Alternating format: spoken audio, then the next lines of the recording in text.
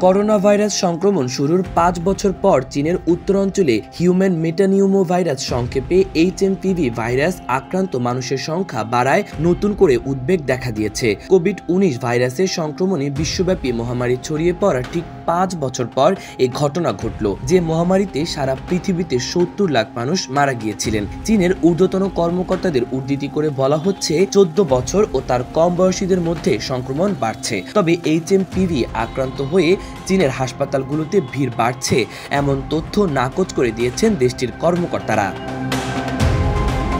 HMPV যেহেতু শ্বাসযন্ত্রের প্রদাহের মাধ্যমে তৈরি হয়, সেক্ষেত্রে শ্বাসযন্ত্রের অসুখের যে লক্ষণগুলো থাকে সেগুলোই বেশি পরিমাণ দেখা দেয়, যেমন হাঁচি, কাশি, জ্বর, গায়ে ব্যথা। এছাড়া বমি ও ডায়রিয়াও হতে পারে। যে কোনো ফ্লুতে যেমন ইনফ্লুয়েঞ্জা ভাইরাস, শিশুদের রেসপিরেটরি সিনোসাইট্রিয়াল ভাইরাস RSPV বা কোভিড যে লক্ষণগুলো থাকে, এই ভাইরাসেও এসব লক্ষণ দেখা যায়। অর্থাৎ শ্বাসযন্ত্রের প্রদাহ তৈরি করে এমন ভাইরাসগুলোর সাধারণ লক্ষণ এগুলোই। এই লক্ষণগুলো দেখার পর এক্স-রে ও রক্তের পরীক্ষা করে রোগ নির্ণয় করা যেতে পারে। তবে নির্দিষ্টভাবে এই রোগটি নির্ণয়ের জন্য PCR বা অন্য কোনো টেস্টের সহজলভ্যতা এখনো হয়নি।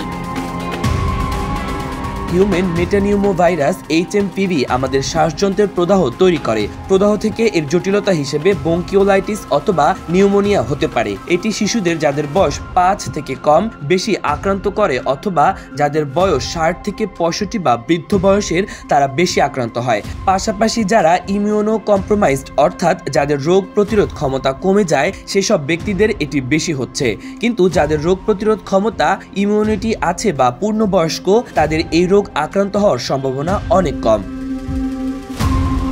এই রোগের এখন পর্যন্ত কোনো চিকিৎসা নেই, কোনো ধরনের ভ্যাকসিনও নেই। আসলে তখনই কোনো রোগের ভ্যাকসিন অ্যাভেলেবেল থাকে বা আমরা চিকিৎসার ব্যাপারে চিন্তা করে থাকি যখন এটি প্রাণসংহারী হয়। সাধারণত এটি যখন অনেক মানুষের মৃত্যুর কারণ হয়, অনেক ভোগান্তির কারণ হয়, তখন এগুলো ভ্যাকসিন বা কোনো ধরনের চিকিৎসার ব্যাপারে আমরা চিন্তা ভাবনা করে থাকি। সেক্ষেত্রে এই ভাইরাসে এখন পর্যন্ত বিশ্বব্যাপী আমরা মৃত্যুর কথা শুনতে পাইনি, যদিও চীনের পরে এটি ভারতের রিপোর্টেড হয়েছে। আমাদের বাংলাদেশেও শনাক্ত হচ্ছে, তবে এতে আতঙ্কগ্রস্ত হওয়ার কিছু নেই।